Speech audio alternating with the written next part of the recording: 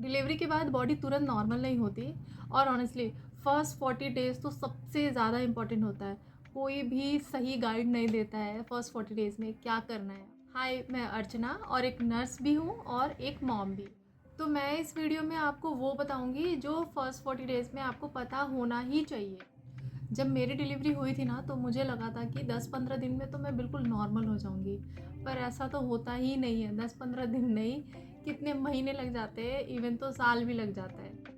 इसलिए मैं ये वीडियो आपको मेरे नर्सिंग एक्सपीरियंस से नहीं, बल्कि मेरे मॉम एक्सपीरियंस से बता रही हूँ, ताकि आपको अच्छे से समझा पाऊँ जो मेरे साथ मैंने जो चीज़ें एक्सपीरियंस की है, उसके हिसाब से मैंने क्या ऑब्ज़र्व किया है, क्या पता होना चाहिए, क्या करना इम्पॉर्टेंट है फर्स्ट 40 डेज़ में, वो मैं आपको बता रही हूँ।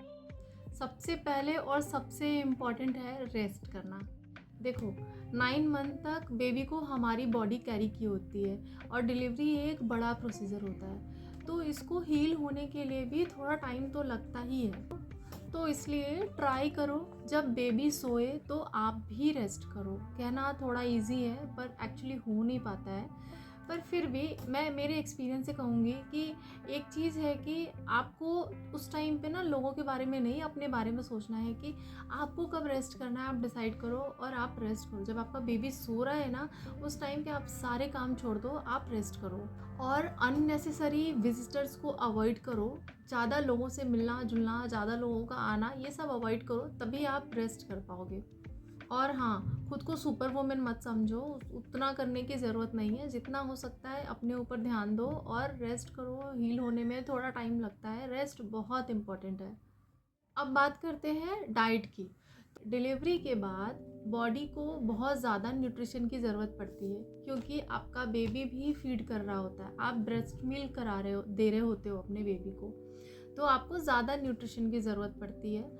तो सिंपल रखो, घर का गरम खाना, फ्रेश खाना, जो भी घर पे बना हुआ हो अच्छे तरीके से आप उसको खाओ। घर का गरम खाना और दाल, सब्जी, थोड़ा घी और घर की जितनी चीज़ें बनी होती है ना, जैसे हर जगह हर स्टेट में अलग रिचुअल्स होते हैं। कहीं पे लड्डू बना के देते हैं, कहीं पे ड्राई फ्रूट्स की ग्रेवी होती है, पूड़ियों के साथ खाते हैं। ऐसी ऐसी बहुत सारी चीज़ें होती हैं। हर जगह अपना एक अलग तरीका होता है खाना खाने का। आप वो खाओ, सब कुछ खा सकते हो आप।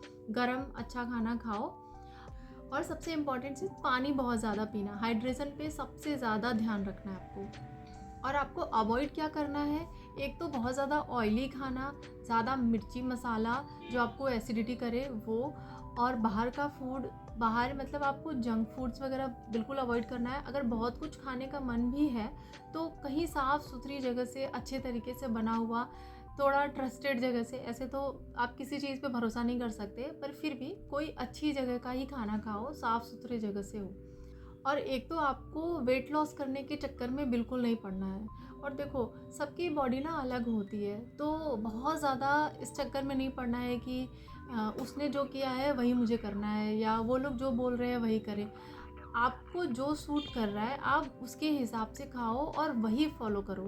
अब बात करते हैं ब्लीडिंग की।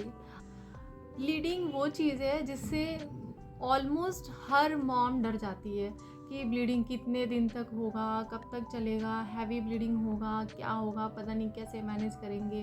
क्योंकि ऑब्वियसली हम पीरियड्स में इतने परेशान हो जाते हैं, तो ये तो बहुत लंबा चलने वाला होता है, 4-5 दिन नहीं होता। ब्लीडिंग 4 to 6 वीक तक हो सकती है और उसके बाद धीरे धीरे ब्लीडिंग कम हो जाती है, उसका कलर चेंज होने लगता है, हल्का होने लगता है और बंद हो जाता है। डॉक्टर को कब दिखाना है? डॉक्टर को तब दिखाना होता है जब या तो ब्लीडिंग बहुत ज़्यादा हो रही हो, बहुत हैवी ब्लीडिंग हो रही हो, या फिर क्लॉट्स आ रहे हो, या आपके ब्लीडिंग के साथ में स्मेल ज़्यादा आ रही हो। तो इन सब चीज़ों को इग्नोर बिल्कुल नहीं करना है, अपने डॉक्टर को ज़रूर दिखाना है। फोर्थ है मेंटल हेल्थ। मेंटल हेल्थ बहुत सबसे ज़्यादा इम्पॉर्टेंट। डिलीवरी के बाद मूड स्विंग, इरिटेट होना, ये सब नॉर्मल है, लेकिन इसका रीज़न क्या है? इसका रीज़न है हार्मोनल चेंजेस। जो हमारी बॉडी में हार्मोनल चेंजेस होते हैं डिलीवरी के बाद, वो बॉडी पेन हो रहा होता है, बहुत दर्द हो रहा होता है, कभी सिर में दर्द होता है, कभी लेटे लेटे, या बेबी को एक साइड में फीड कराते कराते पेन हो रहा होता है। तो वो सारे रीज़न्स होते हैं मूड स्विंग्स के और इरिटेशन होने के, जो जिसका असर पड़ता है हमारे मेंटल हेल्थ पर। तो इसके लिए हमें क्या करना है, मतलब इसके लिए हम क्या कर सकते हैं? सबसे पहले तो इसके लिए हमको खुद को ब्लेम नहीं करना है बिल्कुल भी कि नहीं मैं ज़्यादा चिड़चिड़ कर रही हूँ या मुझे ऐसा क्यों फ़ील हो रहा है। खुद को ब्लेम नहीं करना है और अपनी फीलिंग्स को शेयर करना है। आप अपने हस्बैंड से अपनी फीलिंग शेयर कर सकते हो, या जो भी आपकी केयर कर रहा है उस टाइम पे आप उससे बता सकते हो, उससे बोल सकते हो कि मुझे ऐसा फ़ील हो रहा है या मुझे थोड़ी देर रेस्ट करना है, मुझे ये करना है। जो भी आप चीज़ें जो भी आप फ़ील कर रहे हो आप बोल सकते हो उसको। और सबसे इम्पोर्टेंट, थोड़ा सा मी टाइम निकालो अपने लिए, मतलब थोड़ा सा अपने लिए टाइम निकालो, थोड़ा अपने ऊपर ध्यान दो। जो आपको करने का मन कर रहा है थोड़ा सा वो करने की कोशिश करो। और अगर ज़्यादा लो फील हो रहा है तो हेल्प लेना गलत नहीं है।